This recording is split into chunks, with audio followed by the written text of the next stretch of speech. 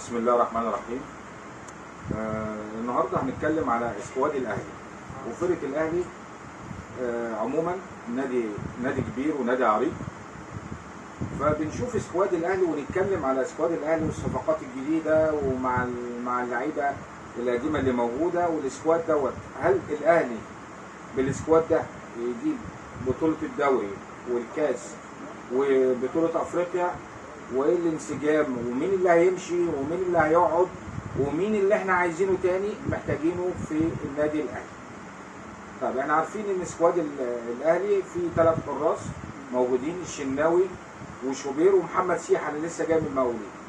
عندنا بقى محمد هاني وياسر ابراهيم وكريم فؤاد واحمد رضا وعمر كمال، وفي لعيب اللي هو المدافع برضو اللي هو احمد عابدين اللي هو من الناشئين، وبيكام برضو ومصطفى العش واشرف داري وياسين مرعي اللي لسه جاي من فاركو، وعندنا محمد شكري. خط الوسط ده كده حوالي كام؟ لو عدينا كده من المدافعين هتلاقي حوالي 9 من المدافعين. الوسط هتلاقي عندك كوكا، عندك قفشه، عندك مروان عطيه، عندك اليو ديانج، عندك امام عاشور، عندك مين تاني؟ بن رمضان.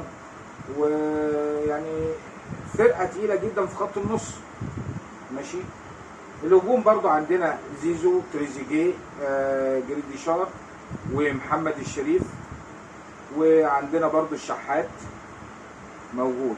فسكواد عالي فعلا ومنسجمين مع بعض، بس لسه في شويه يعني في ان انت الفرقه كلها اللعيبه ما تلعبش لعب فردي مع بعض. يعني زيزو او تريزيجيه هم بيبدلوا مع بعض. تريزيجيه انت عارف بيلعب في الوسط او بيلعب شمال، بس ساعات ما بينزل زيزو بيسيب اليمين ينزل في النص وبيبص بيستلم الكره من النص بيخش مكانه تريزيجيه. الفرقه عموما كويسه جدا ومؤهله تاهيل بنسبه 80% 85% ان هم ياخدوا الدوري السنه دي. ما نيجي نقارن بينهم وبين سكواد الزمالك وسكواد بيراميدز. في بعض التدعيمات اللي لازم الاهلي يعملها في التدعيمات. عنده نواقص بسيطه والجمهور ملاحظه برضو. عندك الباك اليمين محمد هاني الفتره اللي فاتت اشتكوا من محمد هاني برضو مقصر اللياقه، مش هو سريع وحلو بس ما عندوش تركيز على الكوره، في حاجه مش طبيعيه. فلازم يبقى فيه باك يمين. محمد شكري برضو لازم يبقى فيه واحد باك شمال معاه. ده المفروض ان هم كانوا بيتكلموا ومتفقين.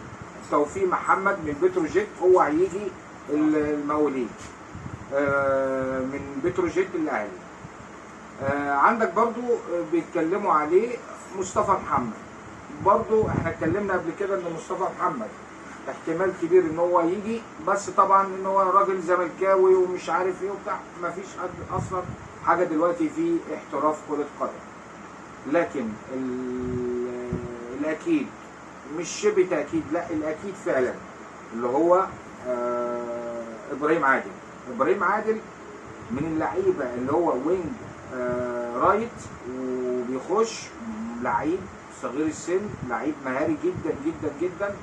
ده يعني بعتبره هو خليفه صلاح بصراحه. لعيب 10/10 ما يقعدش في الدوري المصري ولا يقعد في الدوري الخليجي. ده المفروض كان احتراف خارجي، لكن هو من السنه اللي فاتت وهو عاوز يمشي.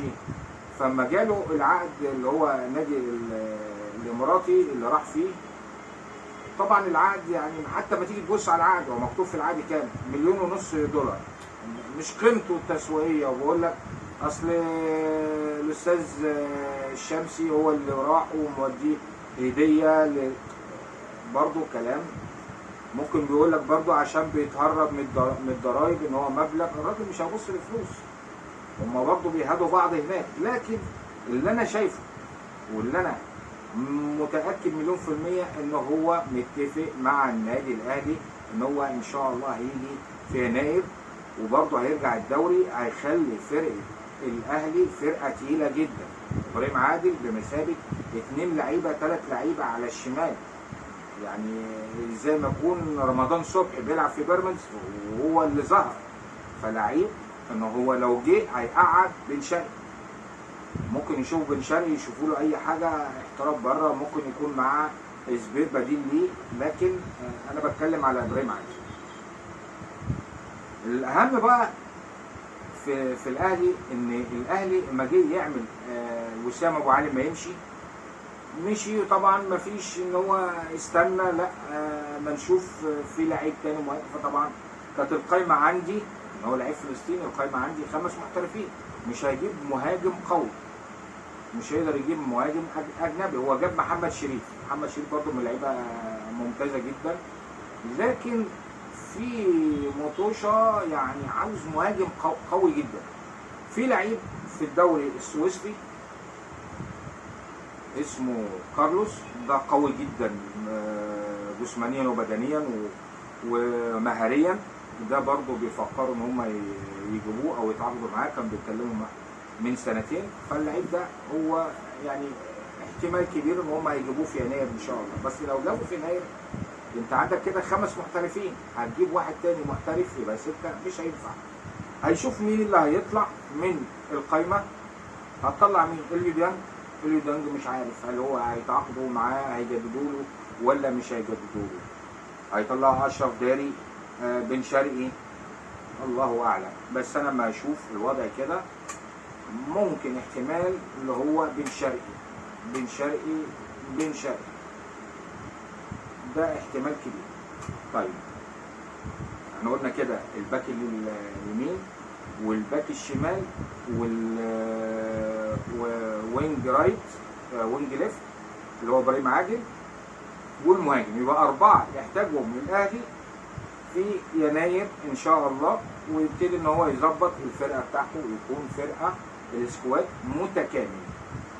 وانا بفضل ان انا يعني يكون ال4 دولت موجودين معاهم. وبرضو انا بشوف في لعيبه يعني مهضوم حقها، يعني مثلا عندك كوكا طبعا عاوز يقول لك ايه، لا العب باك شمال. هو مش عاوز يلعب باك شمال، هو عاوز يلعب وينج ليفت. لا انا هلعب وينج ليفت. فهو مع المدرب اللي انا هلعب مش هلعب ورا. هو الراجل برضه بيلعب قدام ومش هيلعب ورا، دي حاجه. الشحات طبعا في الفتره اللي فاتت طبعا احنا شفنا تريزيجيه وزيزو وبن شرقي وبن رمضان. هو عشان يجي يخش في التشكيله تاني مش قادر يخش. المطوشه بتاعت كاس العالم طبعا قدم مردود مش كويس بالنسبه للمدرب ما قدمش حاجه للمدرب ان هو ياخده معاه. وعندي برضو بن شرقي برضو هناخد عليه الموضوع دوت برضو، ان هو بقاله فتره يعني هو كويس جدا وحريف ولعيب، لكن برضو بيتاخد عليه بعض النقاط اللي خارج الملعب. ياخد خارج الملعب عشان هو في كان حاجه بيتعاطى حاجه زي التبغ ده. لما تشوفوا في علبه التبغ ديت شايفينها ومصورينها، التبغ ده مرسوم عليه لو مؤاخذه فار، فبيشوفوا ده نوع من التبغ ده بيؤدي الى طبعا لعيب بتاخد تبغ بيتندغ تحت اللسان. بتاخده ليه؟ انت لعيب كوره في ايه؟ هل دي نوع من انواع نوع مهدئ مثلا او في حاجه؟ فطبعا واخدين عليه النقطه دي. الموضوع الاهم بقى عندي قفشه مش عارف يلعب طريقه اللعب. نزله في الوسط، ينزله في الاول، ينزله في اخر الماتش، مش قادر ينسجم مع الفرقه، مش قادر يخش، مش قادر يلعب، مش قادر يدي اللي هو بيديه البساط اللي قدام الجول. لكن مش عارف ايه مصير قفشه مع الاهلي في يناير. طبعا احنا سمعنا الفتره اللي فاتت ان الزمالك حاطط عينه على الشحات وحاطط عينه على كوكا. الشحات وكوكا هم حاطين الزمالك بس طبعا كوكا مش لاقي، بس هو طبعا لسه ده من ناشئين الاهلي ويلعب. الشحات طبعا يقول لك انا عشان هروح نادي اماراتي ولا خليجي، هو سنه دلوقتي يعني ما يقرب من 32 33 سنه، فعشان ما يجي يلعب بره ياخد له سنه ولا سنتين. لما يلعب في الزمالك ممدوح عباس مربط معاه.